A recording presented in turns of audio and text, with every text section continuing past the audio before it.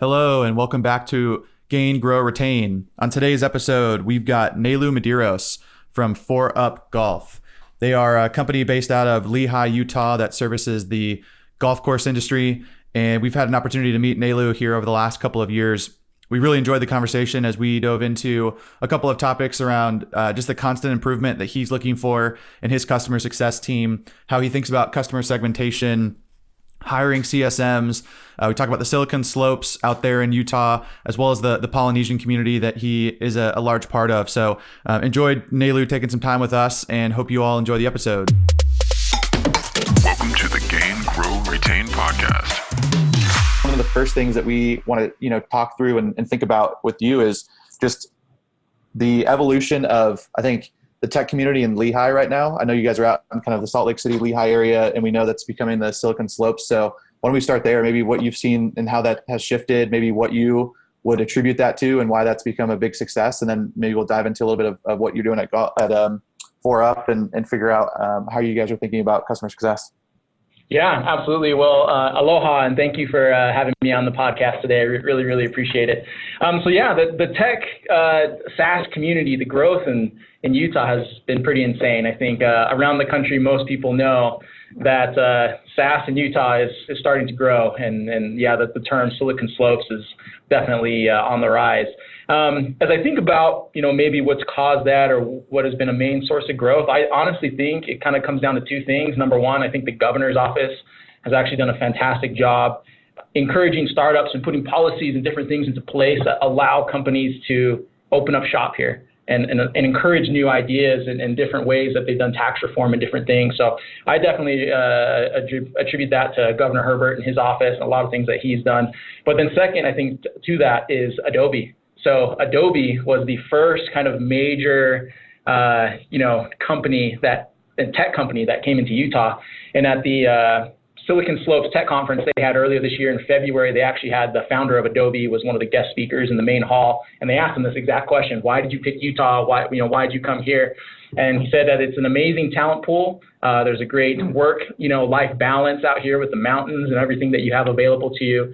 But he said the biggest thing is just the energy in the area. There's a lot of motivated people that want to grow something amazing, and that's kind of what drove everything. And as soon as Adobe came, man, you saw Podium, Vivint, all these other companies kind of start to pop up. But I think it goes to Adobe. They've kind of driven everything here, and now they're even expanding, which has been awesome for the economy and the people in Utah. Yeah, that's great. We've been able to, and fortunate enough to spend some time out there, and I can tell you firsthand, there's some beautiful scenery with the mountains and what you guys have going on there as you look into the valleys. Give us a little perspective as well about ForeUp and what you guys are doing over there, and just maybe as you think about the last couple of years where you've been working and how that's maybe grown itself. How's that gone for you all, and what do you attribute that to as well? Yeah, absolutely. So ForeUp started, originally in a college dorm room with our two founders, kind of always dabbled in entrepreneurship, but had the idea of, hey, there's something that we could do in golf because they loved golf. And the idea was originally to create the Facebook for golf. So a network, I guess you could say, where golfers could go on and, hey, you like golf, I like golf. Let's connect on this social network and schedule tee times and so forth. But as that evolved and the different, startup programs that they went through, they realized that the real product that golf needed was a cloud-based tee sheet point of sale software, which is kind of what we've evolved into today. I joined ForeUp in 2014, so came on kind of a little bit after they kind of got off the ground, but still in the kind of bootstrapped early stages of growth. And I've been with them primarily on the customer success side for a majority of my time here at ForeUp. And so there's definitely some unique challenges that we run into. I think most organizations, when you think of customer success, it's probably a somewhat developed and defined area of that company. And over here, at one point, we had our, CSM managers answering support calls, doing implementation, creating websites and apps, and a host of other things. And so that's kind of evolved as we've been able to do some specialization out for certain roles, but the challenge is still there. And I think that's one of the great things about customer success is the strategy is always changing. You've never arrived. And if you feel like you've arrived, then you're probably not doing something right. You need to keep it going. So. Yeah, I think that's an interesting point you just made there, that once you feel like you've arrived, that there's this notion that you really haven't, right? There's something that's, we are listening or speaking to a gentleman the other day, and one of the things that we talked through there was also thinking about how your customers' needs and expectations and outcomes also change over time. So almost to your point, if you have an engagement strategy right now, it's inevitably going to change because you're at some point, the businesses that you're supporting. So at this, in this case, like a golf club, whether it's private or public, at the end of the day, maybe their, entire initiatives change, maybe their goals or outcomes change. And that just totally throws your engagement strategy to the window. But going back for a minute, you mentioned, the fact that the Silicon Slopes and Utah is so competitive right now. You guys are, it's growing, it's budding industry.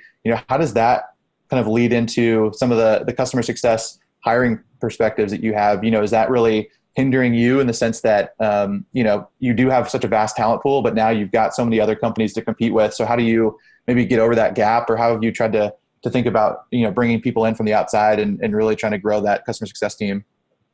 So running a customer success organization in the Silicon Slopes is kind of like a double-edged sword when it comes to hiring. I'd say on one side, it's fantastic because you have this large pool of highly educated, some with fantastic experience, customer success leaders that you can bring into your organization and drive real difference.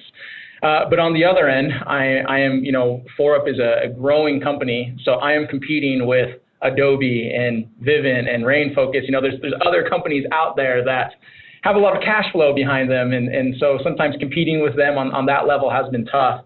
I think at the end of the day, I think our strategy as far as hiring CSMs and getting them in is we really just look at culture fit when it really comes down to it.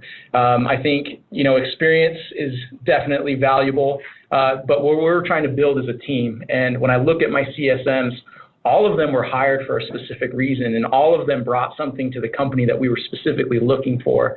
And all of them kind of cohesively marry, their personalities and their beliefs and who they are into the overall vision of ForeUp. And I think that's really been what we've been looking at the most. I mean, when I look at my team, I have people that do have 3, 4, 5 years of customer success experience.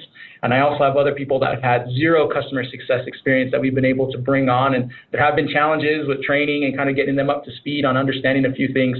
But I think the biggest thing that we focused on was that team. That team was the core. It was the people, not teammates. They are a family, and we focused on who can we bring into that family that won't disrupt that ecosystem or that environment, but will continue to grow it naturally. And I think as we focused on that, it's had amazing results. I mean, I don't want to brag, but our employee churn for CSMs is like slim to none. We almost have nobody ever quit or leave.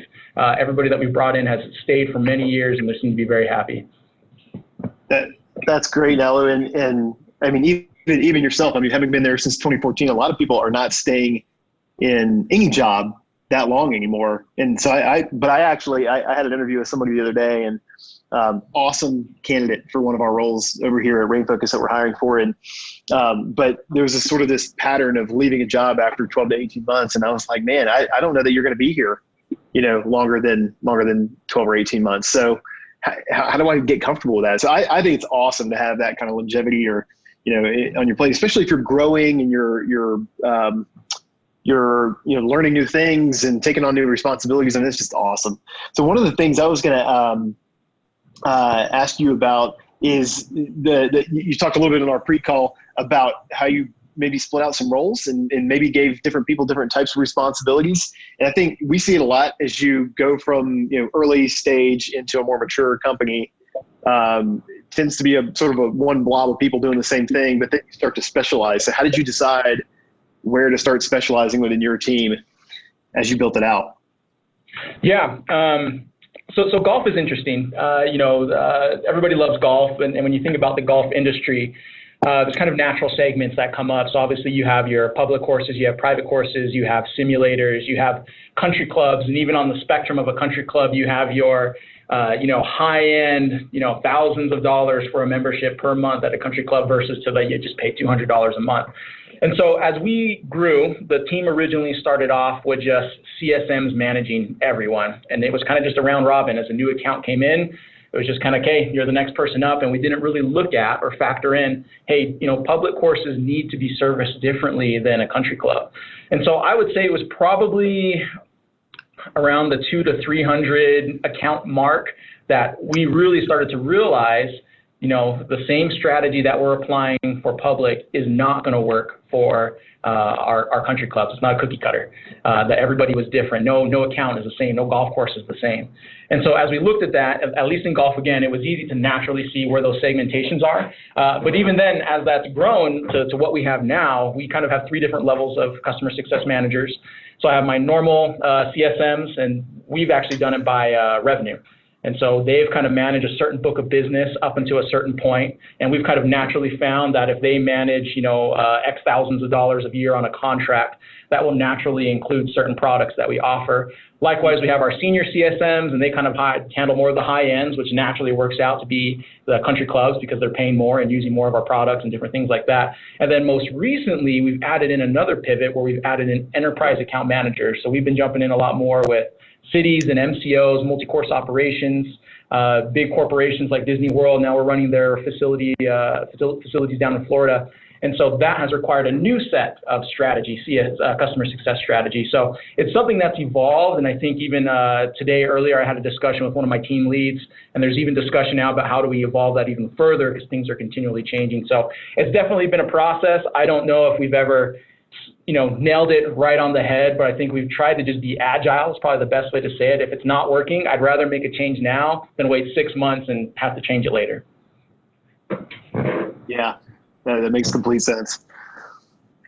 As you think about the strategies and what you're just talking about in terms of segmentation, are there any other factors that you've looked into or found or little, besides kind of the public-private and getting up into, some of the enterprise, are there other little segmentation elements or anything else that you've kind of found that might have a nuance that you've kind of had to, it's almost, when we walk into an organization, we oftentimes tell them, you can have more than one segmentation model. One is essentially how we maybe assign accounts, and we talk about that, inside the building. But then you might have one that tells you, hey, this one actually we need to treat a little bit different because they've got, this different segmentation that we've been talking about. So I'm curious if you also have found that, that there's a different segmentation that you're thinking about there. Yeah. So at ForeUp, I guess the way that I've always looked at it is we kind of have this X factor that we look at regarding that. And at least for me, I look at what I call the noise that the course makes, meaning what's the influence that this course has in the industry. There are definitely some courses like Disney World where when you say, oh yeah, we run Disney World, that's a big name. And Disney World can make a lot of noise in the course industry. They're a star on the map of people making and changes in golf. And so that X factor is something that we definitely look at, because even though somebody may technically qualify as a public facility and they should just be with the normal CSMs, it's that X factor. They make a lot of noise. They're a big account in the golf world. They'll automatically be bumped up to senior or even to an enterprise, depending on how they are. So I think the best way that we look at our strategy is we have our skeleton for segmentation. But again, it's just a skeleton. We move things around. We make adjustments as we need to. But an out-of-the-box thing that I look at is the noise. So the only way I can call it. It's the noise that they make, and it's kind of just, it's hard to coin it. You just have to be here to understand. But I just know, if depending on the name of the course or who owns it or who's there, hey, they're going to make a lot of noise, and we adjust accordingly. So, awesome. So do you tag those things in your CRM? And like, if you deem one of these accounts to be an influencer account, do you tag that in your CRM and then work against it in that way, and then it automatically gets assigned up a level? How do you actually operationalize that? Yeah, so we do. So in our CRM, we do have different tags that we'll use. It'll kind of flag it on all levels. So it'll let marketing know, let sales know. They use it a lot for, depending on the emails that we're going to push out, maybe we might script or change something for a specific account. For sales, it also helps definitely with referrals. So, they can go ahead and search the CRM and quickly find out which accounts not only are happy, but are the ones that make a lot of noise and are happy. And boom, there's our golden referral list that we can use to give to other courses. And then on top of that, another thing that we do is we kind of bring it in holistically into our support team as well. So our support team uses Zendesk kind of as their ticket management tracking system. And so we have some processes set up in place to identify those big accounts when they come on, So when they call into support, those calls get escalated to the top. They kind of maybe get filtered or transitioned towards specific support agents that are a little bit more senior, just so we can kind of provide them that red carpet experience on all levels, whether they're talking to their CSM, they're calling just our general support number, or if there's an interaction with somebody from dev, marketing, or sales. That's awesome. So does your support team fall in the same part of the organization as you do, or is it part of product and engineering, or is it part of your organization? How's it structured physically? So right now they fall under my organization. So we've thought about the idea of moving them out to a different department, or even making them kind of their own department, but it didn't feel right. My customer success strategy that I've tried to implement at ForeUp is this idea of it takes a village. So I think most people, you've kind of heard that term, it takes a village to raise a child, that there's many people involved in helping a young man or a young woman develop into who you want them to become. Neighbors, friends, aunts, uncles, cousins, everybody's involved. And I've tried to take that philosophy and implement that into our customer success strategy overall, that the success of a customer doesn't just depend on the customer success team, but it's support, it's dev, it's marketing, it's product. Everybody is in this village together to help make these accounts successful. So because of that, there's certain things that we have retained. So we have support has stayed under kind of my wheelhouse, so that we can kind of watch and monitor those directly, as well as we have a bunch of other meetings and things structured to encourage our CSMs and other members of customer success to not be afraid to go talk to sales, not be afraid to go bug the dev guys or product. And it has been, it's a company change, it's a company initiative. And as we've done that, though, the results have been just fantastic, just amazing. Everybody is connected, everybody's on board, and it's no longer, hey, if this account is struggling, take it over to CS and it's their problem. No, hey, this account is struggling, it's the entire company's problem, and we need to pull together. That's so critical. I often say that if support isn't working for your clients, if the clients aren't getting the help that they need, and there's like problems are just festering and bubbling up, you actually cannot have a real customer success strategy, because they're going to be fighting fires all day. So they become the support team if the support team isn't firing on all cylinders. So I think that's an awesome way to structure things. And we actually recommend that most of the time when we work with companies. So that's awesome. I love that structure. I was going to go back to your enterprise account manager thing, the comments you made about enterprise account manager, senior CSM. Is the enterprise account manager your highest level of CSM? Is that how you think about it? Or is it a companion role to a CSM that sits in sales? Tell us more about that structure. Yeah, so I guess the alignment of how that looks is, so our normal CSMs is definitely more of an entry level, or sub 3 to 4 years of experience. They can, as we have positions available for senior, they can move up, I guess is the best way to say it. So move up vertically on the organizational chart, and comes with more pay and more responsibility and all that. But enterprise, I've always looked at our enterprise team, and again, it's fairly new, so we're still trying to figure it out. We probably only had enterprise for 6 months or so, but I've always looked at my enterprise team right now as like kind of our SWAT team. So they're the best of the account managers and CSMs that I have are on that enterprise team, and it's more of a horizontal versus a vertical shift on the org chart. So they obviously are all former senior account managers. They work hand in hand, but yeah, they're more on a level plane with each other, working together. It's just they're kind of that SWAT team of specialized account managers. Got it. So does sales stay involved with your accounts after they close the deals, or they transition it fully over to the CS team? So they generally transition it over, but I give a lot of credit to our sales team, even though they do kind of have that handoff over to CSMs. Again, pushing with that, it takes a village strategy or mentality that we've tried to push in the company. The sales guys are still involved. They'll still chat. They'll still reach out. They come over and ask us, hey, how is this account that I sold 3 years ago? Still curious to know what they're doing. And a lot of that goes over, again, to our sales leadership. They've done a fantastic job over there of helping those guys understand that once you sell the account, it's not over, but it's a team effort throughout the whole company. As you start thinking, about the dynamic and the shift of getting, we'll say private and public courses, getting a little bit more enterprise, have you noticed, I guess, a maturity curve or maturity model of your own customers in terms of, their level of maturity and using your type of technology, and maybe even looking at like the metrics or outcomes that they're expecting There's commonalities that you're starting to pick out, that you can look at along that curve too. I think that's really interesting for us because I think a lot of our clients, at the end of the day, they just look at their customer as, hey, this is client X, Y, and Z, and they're going to go achieve X, Y, and Z, and they want this as an outcome. And it just kind of almost linear, is just very kind of straightforward. But at the same time, we always end up finding this nuance, right? Where it's like, well, they've got the people, they have the right organizational model to make this successful, but maybe they've never used this type of technology before. And so we're kind of circumventing or introducing new processes. And then, because it's a new system, they don't really know the metrics that they should be looking at. So I'm curious if you've, looked across the customer base and with all your interactions and just have noticed something similar. Yeah, no, I think spot on we have. I mean, when you look at a normal public golf course, for the most part, maybe they've dabbled in tech a little bit, but there's definitely a learning curve is probably the best way to put it, as we're getting them to a cloud-based software and teaching them. It's a little bit more involved, and there's a lot more touch points is probably the best way to say it. But as you move to enterprise, those guys know what they're doing. They don't have to teach or coach Disney World on technology. They know what they're doing and they know what decisions they make. So on their end, as we move more into the enterprise accounts, probably what we run into more is helping them to find the data that they want. A lot of those MCOs and enterprise accounts are more data driven. The decisions they don't go off of what feels right or what they think is good for the course, but there's backed up analysis and data-driven decisions that factor into everything. So helping them to obtain the data that they need out of our system and then coaching them on how they can continually find that data moving forward has probably been the biggest curve or gap between just a public course all the way up to an enterprise account. There's a lot more work involved.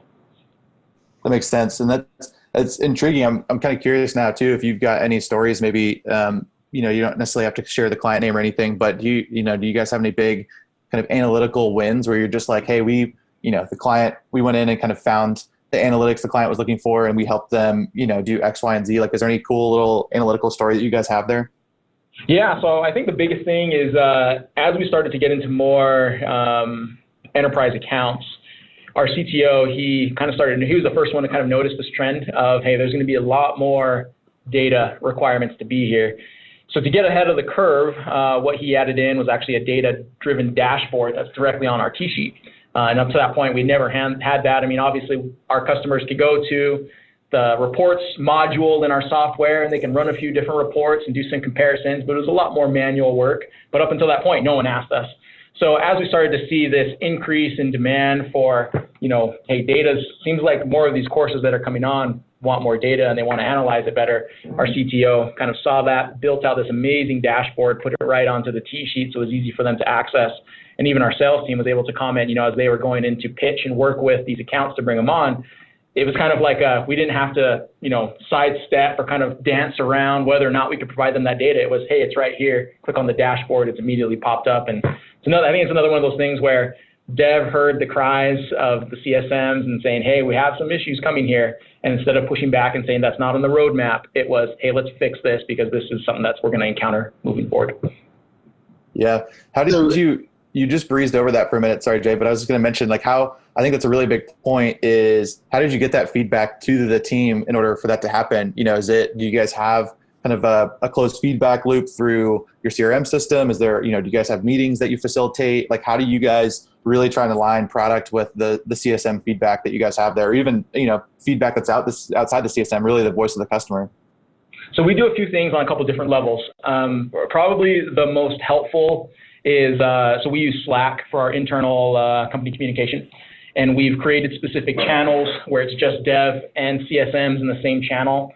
And we have just highly encouraged them to start communication there and pump any questions, even if they think it's a dumb question, pump it there. And that has dramatically helped. I mean, there's been things where I've seen a CSM mid-training bring up a concern of something we can't do or something like that. They'll throw it immediately into the Slack channel on their other screen. one of the dev team members will pick up on it, and in 5 minutes, they've written a little piece of code that fixes whatever was brought up. So it's almost instant, very, very quick back and forth. On top of that, I have a meeting with our CTO about twice a week. So we do kind of a leadership stand-up.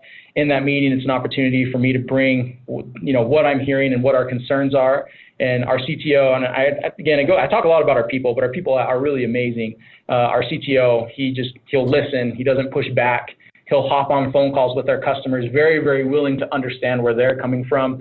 So that has been a definite help. And then on top of that, we use Product Board as well to interface with our product team. So our CSMs, even support, they go to Product Board, they can submit feature requests, ideas, different things like that. And that gets it over to our product team and dev, and they review those daily comments. They have a process on there. And so I think just transparency across has been really, really good. But the two drivers mainly have probably been Slack. Slack has been huge, having that channel where we have dev and CSMs kind of grouped together to talk and converse. And then my weekly meetings that me and the CTO have, kind of building that relationship and making sure that we're both helping each other out. It's really awesome. Hey, Nalu, on maybe a tangent to this thread about data, have you guys started to put together, how do you think about benchmarks for your clients? And are you able with all that data to say, there's certain metrics that every client should be looking at, and maybe you can use those in your business reviews with the client on recurring basis? How do you think about maybe outcomes and then the industry standard benchmarks in your work? Because we're trying to figure that out now at the company I'm working with here, and it's really starting to get interesting. And I think there's some really interesting engagement opportunities that you get with clients when you come to them with unique and interesting metrics that are sort of normalized for the industry and not just their data, right? Yeah, identifying the aha moment for a course is definitely a challenge. So we're kind of in that same process, I guess you would say, of what's the aha moment that a facility needs, and then how can we minimize the time it takes for them to get there so that they can, really become a sticky customer and stay with us in the long term. We've sent a few polls out. We've done a few different things. We've tried to poll our database with customers who have been with us 3+ years, customers who have been with us 6 months or less. And it's like across the board. Honestly, on our end, we haven't really been able to find any trends. We've even internally polled all of the employees at ForeUp and said, what do you think the aha moment is for a golf course? And the lights click and they realize, hey, ForeUp is awesome. We're going to stay with them long term. So I think on our end, it's still a challenge that we're trying to figure out. Now, on the flip side of the aha moment, is I think what we're better at is we've identified when we know someone's going to churn.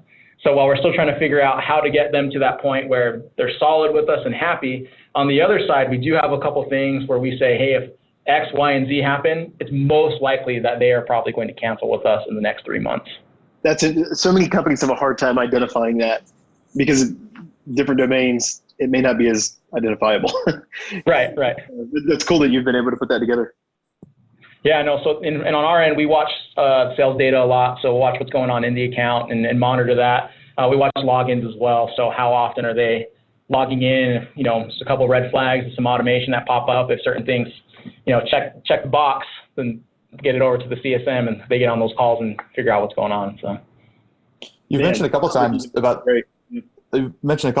the technology and kind of, you guys are using CRM, and it sounds like you've got some, marketing automation and some other factors. So who kind of ties all that together for you all? Is there, is that kind of department driven? Like you can kind of pick, a tool or something that you need from a customer success perspective, or are you guys all in the leadership meetings kind of looking across the board and saying, hey, internally, like what are the technologies that we need to leverage, and how do we kind of maximize what's happening in terms of us, reaching out to our current customers and kind of getting all of this data and feedback loop and, metrics and whatever we have working for us, like all kind of harmonious. How does that happen for you guys?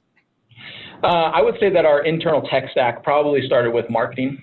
Our marketing team wanted something where they could track, obviously new leads coming in and potential customers that sales is working with.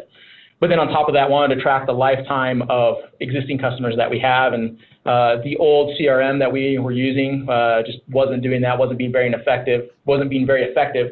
So our marketing team chose to leave that CRM, implement a new CRM, and based off of that new CRM, the rest of us kind of catered and changed everything so that we could have the strongest tie back to it.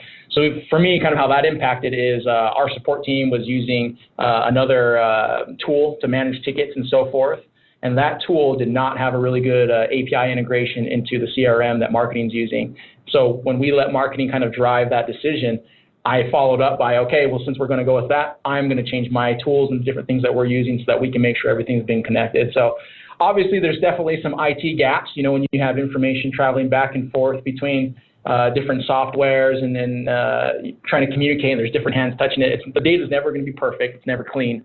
But I think we've done the best job that we can to support sales and marketing, and not say, just because you guys want to use that doesn't mean I'm going to use it. I think it's been, hey, this is what we're going to decide to move forward with as a company. And the rest of us have kind of changed our processes to allow integrations to take place. And the great thing now is a lot of softwares, almost everybody has an integration into somebody else, at least if they're a main account or main software. So that's really been helpful, and it's been really good. I mean, there's still obviously growing pains again, but it's been fantastic so far. Yeah, that's great. I would say that's one of the challenges that we hear or see most often in our clients is just the tech stack and who's really thinking about that and driving the decisions. And I actually really think it's interesting that you started with the CRM and made that decision and then kind of all followed suit, because I think oftentimes what we see are different departments being able to make individual choices, and then they're fighting over data, and then they need resources to help actually tie all this data together, and it just becomes such a big convoluted mess. And so if you can kind of say, hey, let's just start with one, and then we'll just start kind of peeling off the other the other departments and what we need to get in there, then I think that works out so well. I really appreciate all the time that we've had today. I want to give you, before we sign off with you, I wanted to give you an opportunity. I know, you out in Utah have really taken a keen interest in the Polynesian community that you guys are working with and building out there. So why don't you talk to us just for a couple minutes about, what you've seen from that community and how you guys have gone about, building that out in Utah?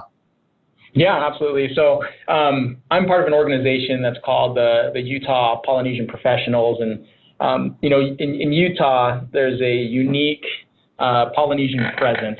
I guess you would say there's a lot more Polynesians here than you'd find in other parts of the country.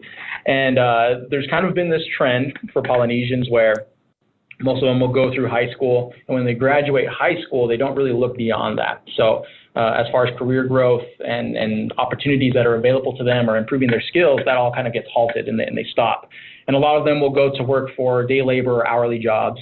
And the position that we take at the company is, while, providing for your family, whether it's through day labor or hourly, whatever it may be, is a very commendable thing. We also are trying to help the Polynesian community in Utah realize that there's other opportunities available for them in tech. And especially with Silicon Slopes right here, there are so many opportunities for them to get a better paying job, to provide, better opportunities for their family and to really build a legacy.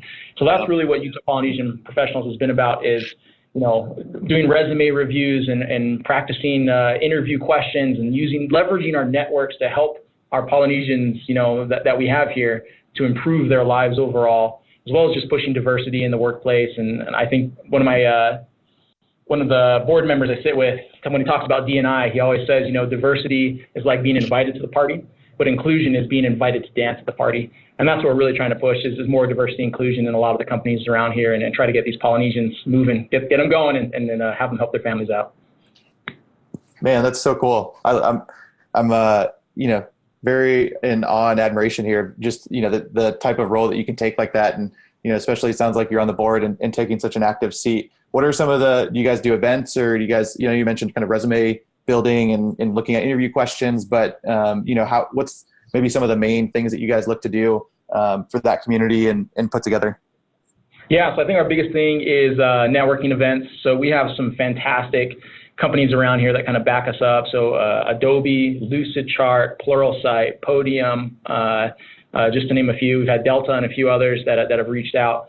There is a big push for them to support the networking here. Even unbeknownst to me, coming into kind of this organization to help out, there's actually some Polynesians that are work their way up, pretty high in big companies. And the other Polynesians, they don't always see that. So I think our biggest push as far as events and that side of it has definitely just been more on the networking side, getting them connected to understand, hey, there's people here that can help you. They can help write recommendations, but you just got to meet them and you got to interact. And that's really what we've been pushing, is networking events.